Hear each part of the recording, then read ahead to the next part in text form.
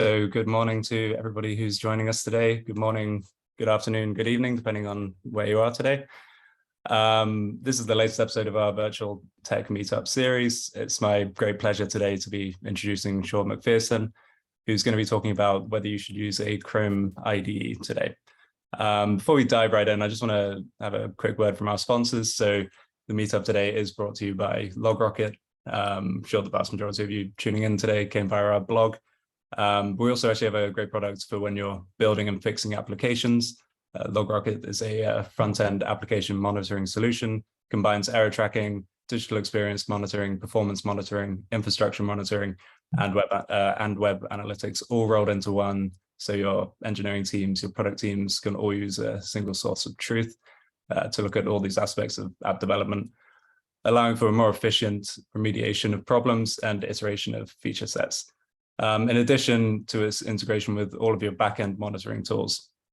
So that's all covered as well. For more information, please head over to logrocket.com and you can get a personalized demo, or you can sign up with a free account and just get a taste of what it can do for you. Now that we've got that all out of the way, I'd like to welcome Sean to give his talk. Just so you know, a recording of this will be sent to you in addition to being uploaded to our YouTube channel. So you can watch that at any time after this meetup has concluded. In addition to all of our previous meetup series. We also have some more meetups coming up in September.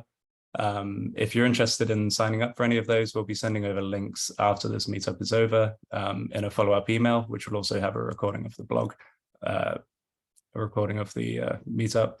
If you have any questions during this webinar, please leave them in the chat and we'll try and get to them as best we can at the end. Now, without further ado, take it away, Sean. Thank you, Jack, for the introduction, and thank you, LogRocket, for holding the event. Let me share my screen real quick, and we can get things started. All right, so the title of this little meetup talk is going to be, should you use Chrome as your IDE?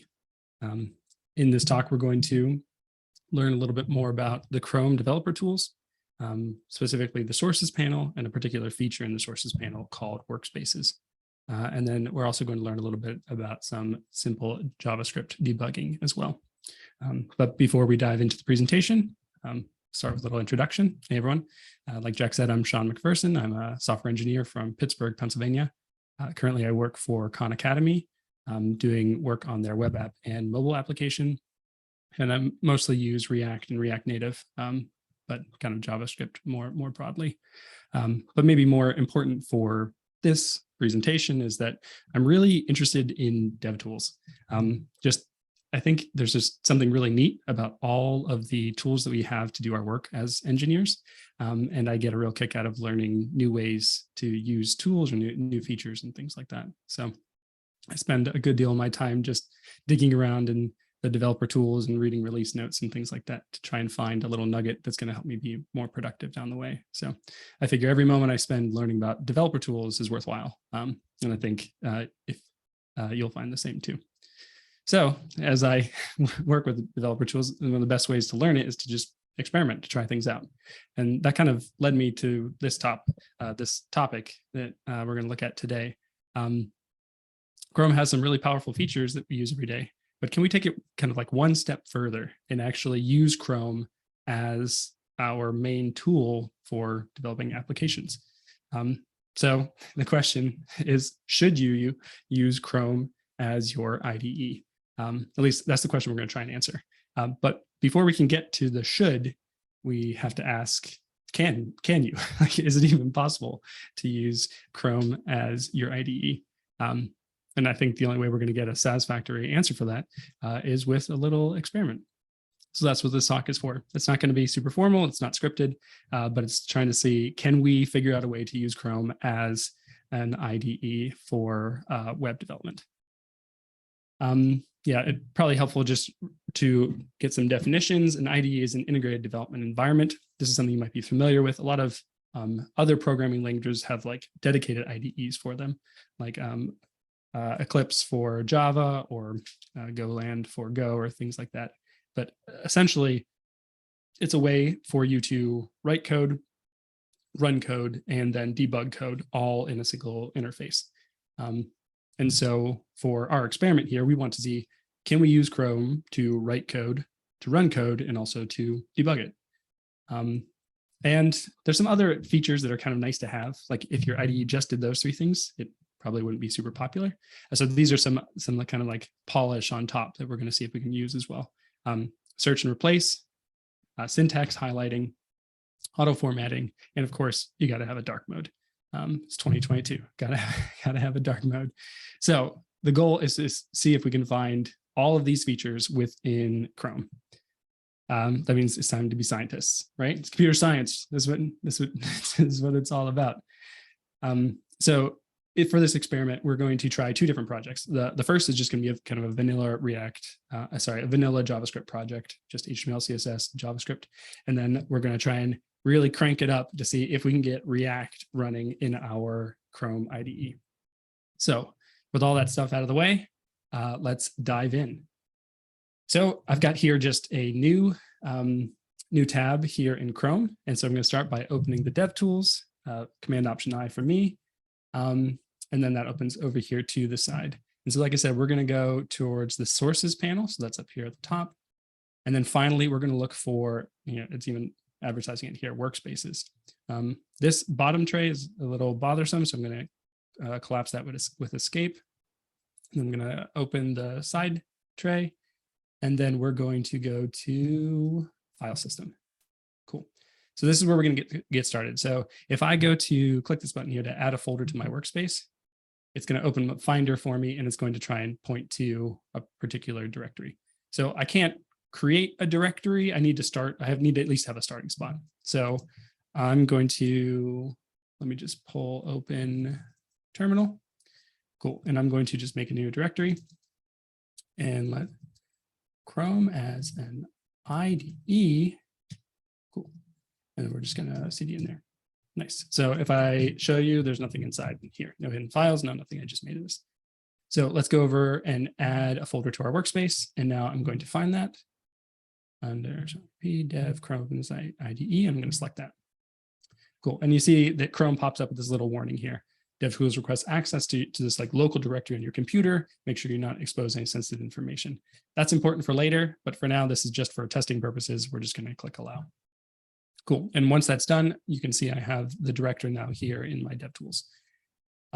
Nice. So let's start off by, making a file. So if we right click on the directory, and we can see in the option, we have a new file. So I'm going to write that, and I'm just going to do a README. And I'm going to say maybe hello world. And then I'm going to save that just like I would a normal file with Command S. Nice. Now, if I go back to my terminal and I do another ls in this directory, you can see it created that README file, just like we would expect. And if I read the contents of it, you can see my hello world. Nice. So we're able to write files using Chrome.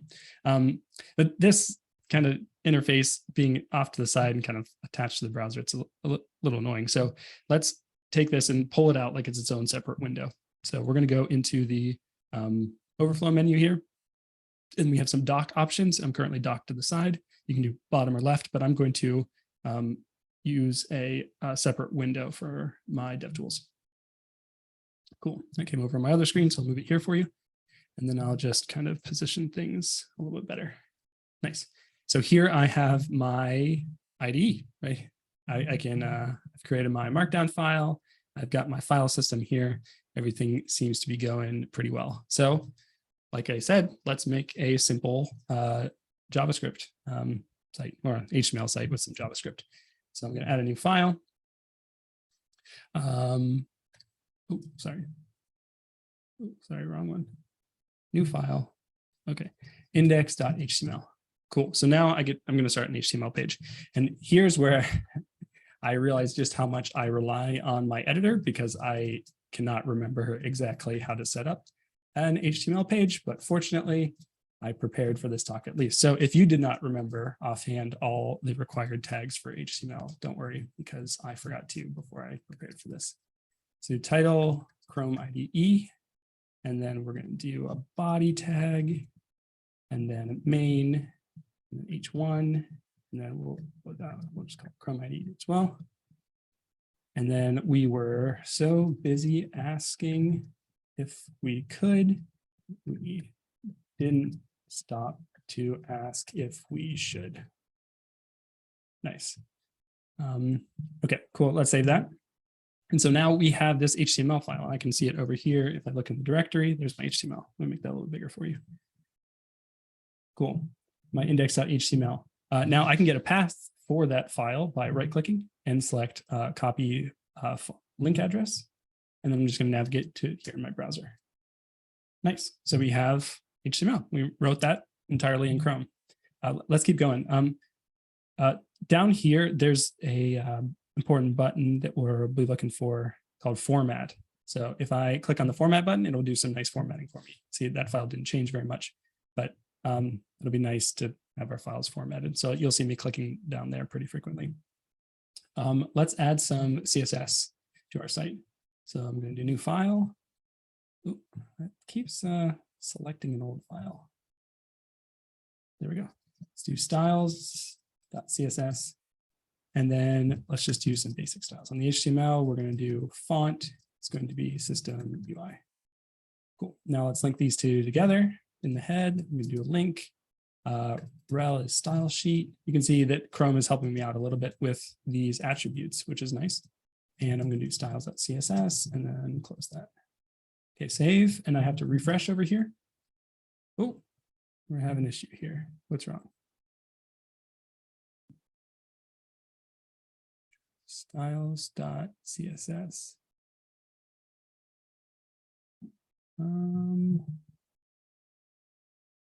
Here, it should be in the directory. I've got this weird new file. Styles.css. Interesting. We just do some quick debugging here. Styles.css is right here. This request coming. Yeah, it's getting the response. I don't know why how did I mess up my, it needs to be font family. Sorry. Oof. 10 points to you if you saw that before I did. Cool. And you can see that that value now updates. Nice. So HTML, CSS, and let's finally add some JavaScript. So I'm going to add a new file here. It's doing that again. I'm not sure why that's happening, but take that into consideration when you're considering Chrome as your IDE. And then let's just throw a console log in here. Hello world. And then we'll link it to our HTML and our HTML page, script, source. That's it. Main.js and then script. Cool. And you can even see as I'm typing, it's giving me this little red highlight to show me that there's something wrong here. It doesn't give me any helpful information, but it can at least tell you that like, oh, something's wrong here. In this case, I don't have my tag properly closed. So that's kind of nice. All right, save that. Now, if I hit refresh and then go to the console, I can bring the console up here in the bottom. I can see my hello world from main.js at line 1. So just like that, we've got authoring HTML, CSS, and JavaScript, linking it all together and getting it to run. Now, we don't need it just to run. We also need to debug a little bit. So let's try debugging with some JavaScript. I'm going to replace this. I'm just going to copy and paste the code snippet so you don't have to watch me type all this out. So this is just a for loop from 1 to 30, just doing fizz buzz. So if it's divisible by 3, fizz, divisible by 5, buzz. If it's divisible by both, fizz buzz. Otherwise, console log the number. So I'm going to save this. And then I'm going to refresh the page. And if we open up the console down here, you can see all that running. All right. But we want to do some debugging. So for that, I'm going to, what am I going to do? I'm going to bring up the debugging tray. And I'm going to set a breakpoint. So let's set a breakpoint on line 2, refresh the page. And you can see we now are, we paused because we've hit our breakpoint. So the execution has been paused. And so here we have access to all of our normal debugging features. We can watch things. So if I want to watch what I was, then I could get that value right here every time that I iterate through 2, 3, 4. We have the call stack. We know it's coming from an anonymous function on main.js, or anonymous line on main.js. And you'd have access to all the other debugging features too. which is nice. It's all in one place. It's kind of cool to have it all together. But let's get rid of that breakpoint and play all the way through. Cool. And so we have debugging. So if we think, what were the three things that an IDE needed to have? You need to be able to write code, you need to be able to run code, and you need to be able to debug code. And so already we've checked all three of those boxes. Like we already knew that Chrome could run HTML, CSS, and JavaScript, like that's its main job. But through the workspaces and the sources panel, we're able to write code. And then we're also able to debug code too, with just the normal debugger. But we're not going to stop there, right? We want to have those like nice to have features too, because we're looking to replace your IDE. Now, if I want to search within an individual file, I can do that with just Command F or Control F, and then I can search for something. So if I want to look search for the string fizz, cool, I found it in both these two places. I can also replace here if I swap, if I don't even know what this button is, but the refine or replace button, I replace fizz with Baz or something like that. I can replace individually, I can replace all of them. Or then I could go back if I wanted to. Cool, just Command Z, everything goes back. Nice. Now, if you want to search all of your files, you need to go over here and right click on the directory and then select search all files. And then with all files selected, you see we've got the star selector, you can just search for like a string. So I had hello world a few times. So if I do hello, I can see that in README, or if I just search Chrome, I can see that in index.html. And let's just say, let's make it so there's two files that match with Chrome. Cool, you can see the results from both those files and they have the line number too. And if you click on it, it will take you to that file and have that line highlighted, just like you would expect. So there's not a global find and replace, but you can at least find things as you're navigating through your project. And you can do things, so it's case sensitive, or you can use regex if you want, something like that. Cool, so let's get rid of search. Let's get rid of what's new. Nice, so that's search and replace. Something else we want to do was formatting. We already looked at that. We can use the formatter in order to change things around. So we got formatting, we got search and replace. Forget what the other two were. Let's go back. Auto formatting and syntax highlighting. Cool. So we have that already. I didn't even mention it. So CSS, it's syntax highlighting, CSS, HTML, JavaScript. That's, it works right out of the box. So that's good. And the final nice to have was a dark mode. So I know this is going to be a deal breaker for a lot of folks if we can't have this. So let's see. We go up here in the gears icon. What's the first setting at the top? Theme, appearance. We're going to change it from system preference to dark. And whammo, we've got dark mode for our Chrome IDE. It's looking pretty good. It's looking pretty good. You know what? Now that we've got dark mode in Chrome, I say we go over here and make a small little change to our CSS. We're going to do color scheme dark. All right, now we're cooking with gas. We've got a dark mode on our site. We've got a dark mode in our IED. We've got a dark mode in our terminal. We are ready to go.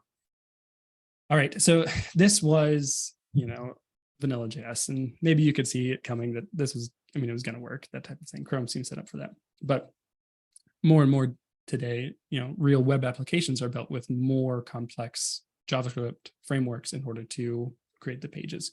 And so let's try and do the same thing with a React application. So over here in the terminal, I'm going to turn this into an npm package. No, package, whatever. I'm going to do npm init. I forget what the terminology is, but I'm going to set up this project and then I'm going to add some dependencies. So I'm going to do npm install d. I'm going to do parcel. Parcel is a really easy bundler that can get everything set up, and I don't have to do too much configuration. I'm not saying parcel is the only option here, but it's going to be simple for the demo. So while that's installing, the next thing we're going to want to get is the two React dependencies, which are React and React DOM. npm I, React and React DOM. Cool. So I've got all my dependencies, and now I just need to kind of configure our files a little bit. So back to our index.html, I'm going to get rid of this CSS, and I'm going to get rid of all the content here. And I'm going to just we're going to have a div, and the ID is going to be root. Nice. And then this can stay the same, I think. Actually, no, this is going to be a module. So type equals module. Cool. So we're going to keep main.js, but it's going to be a type module. So we can use the import syntax, which is pretty cool. Modern browsers support that now. Okay, now I need to go to main.js, and let me just copy and paste this in, but this is just from like the getting started page on the React DevTools. I mean, the React documentation. Cool. Something I'll note here is that the first line of this has an error, but there's no way to expand it to learn what the error is.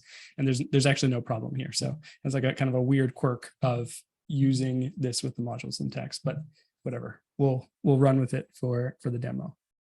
Okay, so now I'm importing React DOM. I'm also importing app, which we'll need to create. And then we're doing this create root based on that root ID that we created in index.html. And then we're rendering our application on that root. So let's make our new file. And it's, oh, I did it again. Okay. All right, so I've got app.jsx, and I'm going to export default function app. And then this is just going to return, just do a fragment that says, hello from React. Cool. Save that. We want some new line at the end. Make that happy. Nice. Cool. So now we just need to run our application. And with parcel, that's as easy as just running parcel on index.html.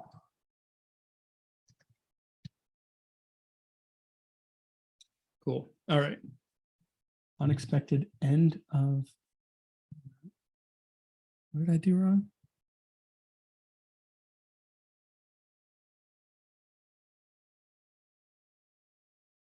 Build failed. That's not supposed to happen.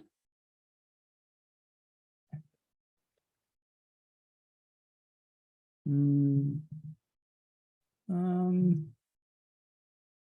think that might be a me problem. So let me try just declaring app here. I don't want to spend too long figuring out why that isn't working. Let's get rid of this line. Oh yeah, you can use the comment short command too in the sources panel, which is kind of nice. All right, let's try this. And let's go again. That wasn't supposed to happen. All right, let's check out our package JSON. Got React, React DOM, tab dependencies, main.js. I'm importing main.js. All right, let me just make sure that I have this file all the same.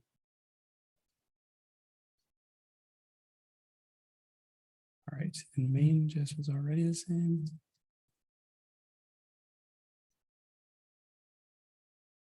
Hey, hello from React.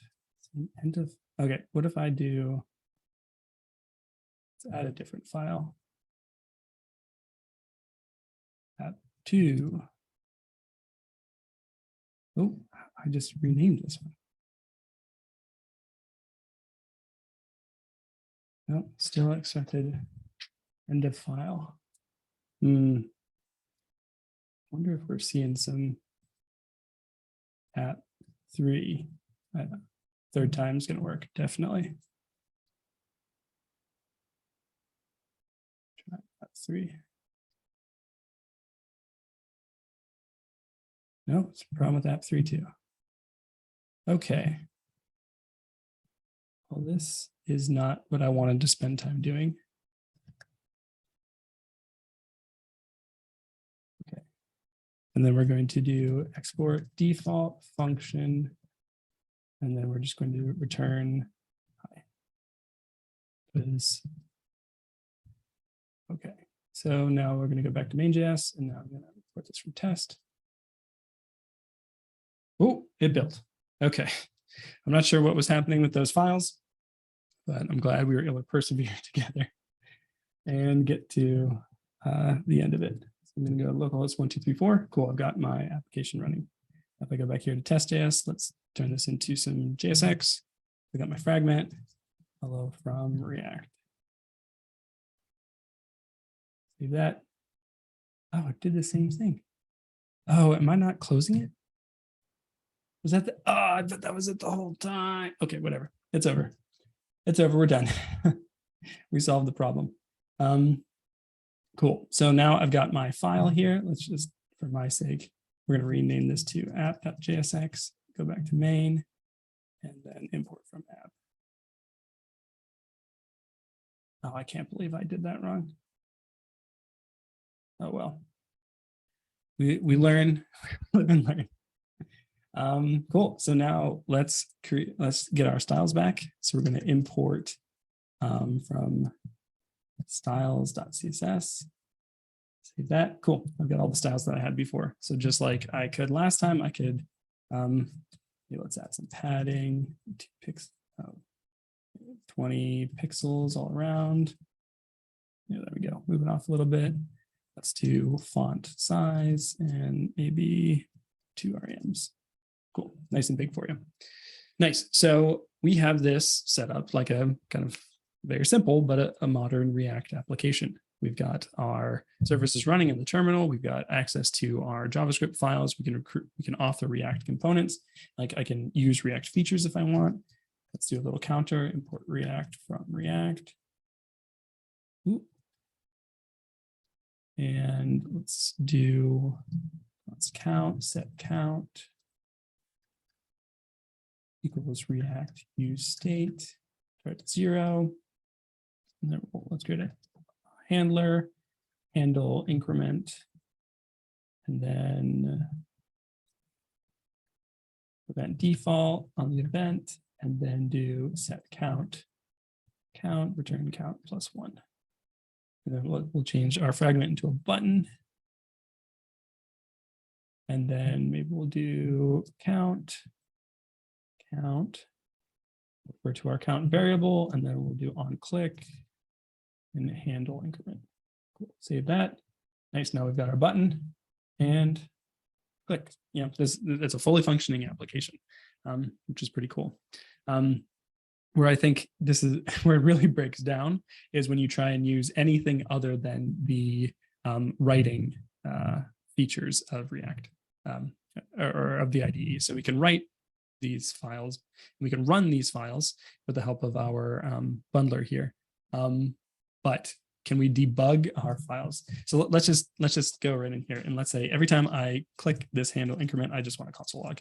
I'm going to do a console debug and say, you clicked it, something like that. All right, and we're going to go all levels down here in the console, clear this up. I refresh the page, I count, and nothing happens. The console is gone. And you might think, oh, it's because he's using debugs and weird like that. No, console log's the same. Doesn't happen. And it's not something to do with the JSX file. If I go to my main.js file, maybe I want to do a console log in here. Finding root, something like that. Run the code again, nothing pops up in the console. And similarly, like if I want to debug, I can set a breakpoint here, and maybe I get rid of the console log. No, it's not even telling me this code is unreachable. Oh, getting a little bug here too. All right, let's close that. See if I can save it. There we go. So now I'm going to, when I click the button, I would expect the debugger to pause the execution just like we saw before, and none of that happens. So when everything was simple, when everything was just vanilla JavaScript and HTML and CSS, we could use all the features of an IDE that we would expect. But as we try and use kind of like more modern tooling, you can see the IDE really falls apart. So you can create something as long as you never have any issues, but as soon as you try and do any type of debugging, it just falls flat for you. So that's enough of the live demo. I appreciate you all persevering with me through the difficulties we had. So what do we learn? Can you write files with Chrome? Yeah. Can you run them? Yeah, of course. Can you debug them? Well, if they're JavaScript and simple JavaScript, you can. Do we have search and replace? Yeah. Syntax highlighting, formatting, dark mode. We've got all those things. So when it comes to like the bare bones checklist that we set out, the minimum viable IDE, Chrome passes. Chrome is an IDE. That's not entirely what I expected when I sat down to like first do this experiment. And still kind of cool to me just how far you can get using just Chrome as your editor. But beyond the mind blown phase, I think we have to kind of go back to our original question. Can you use Chrome as your IDE? Well, yeah, sort of technically. That gets the thumbs up.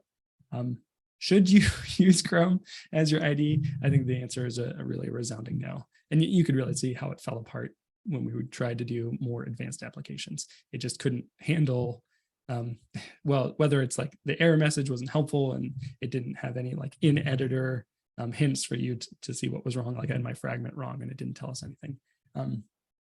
Yeah, it fell flat when we needed it the most. The organization is just kind of painful. You can't create, well, first you can't create a directory to start with. You need a terminal, and then you can create the files, but it's hard to like move them around and renaming all that type of stuff. It's not super responsive. I don't know if you could tell while the demo, but like as I'm typing, it's not 100% like, well, there's a little bit of latency, so sometimes it's lost. And every time I try to create a file, it like did something new. In fact, if we go over here to the demo, let's stop this. I have all these empty new files that it was technically creating, but the UI wasn't responding. It was just like a little finicky there. And then finally, there's not very much customization besides like being able to change the theme, and you can decide which part of the panels are opening. There aren't extensions, there aren't add-ons. There's nothing that you can do to like really beef this up as a proper IDE. So does this pass the test as an IDE? Like technically, but would you ever want to actually use it as one? Yeah, the answer is no. But hold on. I just made the case why you should never use an IDE, but maybe there are actually some use cases where Chrome would be a good one to choose, maybe in the first one to reach to. And the main use case that comes to mind is people who are new to programming. If you've ever tried to teach people programming, oftentimes it can be really challenging to get everyone on a standard basis for doing the work. And whether that's like downloading programs or like managing with different operating systems and things like that. And it's if you're someone who's just trying to learn the basics and they're just wanting to get started with the basics, maybe using the browser that you already have on your computer to do the work is maybe it's the best option.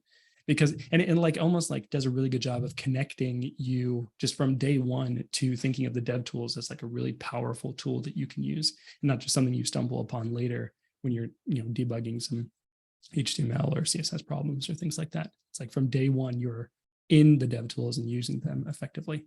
So I'm thinking like maybe the next time I'm working with like a middle school aged family member or something like that, rather than steering them to like an online editor or like having them use Notepad or text editor or something on their computer, maybe try Chrome. That might be a nice way to kind of get people into the field initially, and then they'll move on to something else. So that's one use case. Probably the best use case that really goes beyond the subject of this talk are remote development environments. And these are virtualized containers that have all of the processes, all the systems running for a particular company's application. And that can be like, it could be some monolith that's running in some Docker container, or there can be microservices. But the idea is that it's running on machines in the cloud. And the way you access it, even the way that you do your development work, is through a web browser. And you may have seen some of these examples before, and they're really starting to catch on in their popularity because they solve a lot of the problems of things working on someone's computer, like it works on my machine, but not on someone else's computer. If we're all using kind of like these standardized kind of Linux boxes in the cloud, then we remove a lot of the variables that go behind getting systems running. So they're reproducible, they're scalable, and they're secure. You don't have company code on an employee's laptop. Everything is virtually in this controlled environment. And some of the products you may have heard of before are GitHub Codespaces, Amazon Workspaces, Google Cloud Shell Editor, Stack Blitz. Some of these are directly in the browser. Some of them you can use with your editor, but the idea is that you basically have a window that you go through into these virtual environments to do your development work. And I think that is potentially pretty exciting. The idea that, you know, on the day one of onboarding a new employee, all you need to do is set them open, have them download their favorite browser, and then go to a website, and suddenly they're in a fully functioning dev environment. They don't have to set anything up. There's no install scripts. There's none of that. It's just automatically ready. And then down the road, if they're noticing it's running a little slowly because there's not enough RAM or something like that, you can just, with the click of a button, you know, provision them additional resources through the virtual environment, and then boom, they've got a faster computer. You don't have to return computers, none of the shipping, none of this nonsense, things getting damaged as you're going through UPS. It's just everything virtual. Everyone can bring their own machine and kind of work in their own speed. So like I said, that's beyond the scope of this talk, but that is very real. And that is not, you know, tinkering around in the sources panel. But that could be something that your company or a future company looks to in the not so distant future. Cool. So what did we learn? You know, there's a lot of words. I spoke a lot, but what was the point of all this? So first, we learned that Chrome is technically an IDE. You can write code, you can run code, and you can debug code. And it even has some nice features on top of that. If you really like the dark mode, or you want to, you know, do syntax highlighting, find, search, and replace is really nice, and formatting, all that stuff is super handy. So Chrome is technically one. It might be good for teaching. I don't know. I'd have to try it out, but I kind of like the idea that it's like, it's already there. It's already on everyone's computer, basically. You know, why not just use it and have that be someone's first introduction to programming? But finally, remote development environments are really neat. And that's actually, if you're ever going to be doing real development work through Chrome, it's going to be because you're using a remote development environment. So kind of put that on your radar.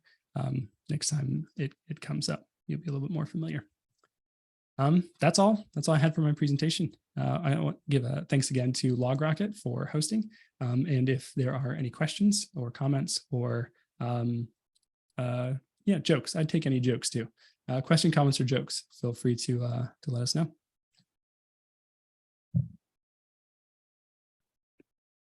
Thanks, Sean, for that excellent presentation. Warts and all. Yeah, warts. Yeah. I think I pulled it through because it illustrates how the editor doesn't help you at all whenever there's an issue. Yeah, just on that note, what would you recommend to people watching this to use for their IDE, and what made you kind of think about using Chrome in the first place as a potential option? Yeah, I think I'll answer those in reverse order. The first one was whether I could use Chrome was just like is it even possible type of deal. And so I'd read about workspaces and I thought, okay, well, what is the most obvious application of that? It's like, can I just use this to write my code as opposed to something else? And we sort of, kind of, maybe type of deal. But if people are actually choosing IDE, I wouldn't recommend Chrome. You know, VS Code is great. There's some other options as well. Find whatever works for you and then run with it. But learn all the ins and outs, learn all the different tools, because everything that makes you faster is going to make you a stronger developer. And what's your preferred method? I use VS Code. I was Team Atom for a while, but VS Code is just so fast and the extensions are great. So I definitely recommend that. But I know people who are really happy with like WebStorm and what's the name of that company? JetBrains. They've got some nice options too. So, and depending on the language you use, there might be a better option for that as well. So I'd say use what other people are using and don't let that be the hill you die on. We have a question asking if all updates on the browser page refresh, or can you modify the code without losing the state of the browser page? So with Parcel running, we were able to update the code and have it refresh without losing the browser state.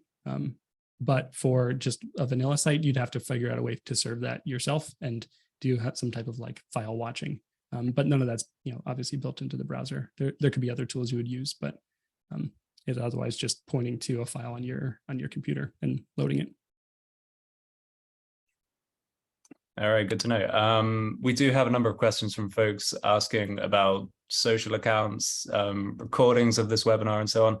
That's all going to be sent after this is finished. So you're all going to receive an email with the recording, and then links, any relevant links that Sean wants to include or share with you guys, and links to his website and his socials, that will all be included. So if there's anything more that you guys want to know about Sean, then you can follow up that way. Just to finish up, I just wanted to show you guys some of our upcoming meetups that we have coming in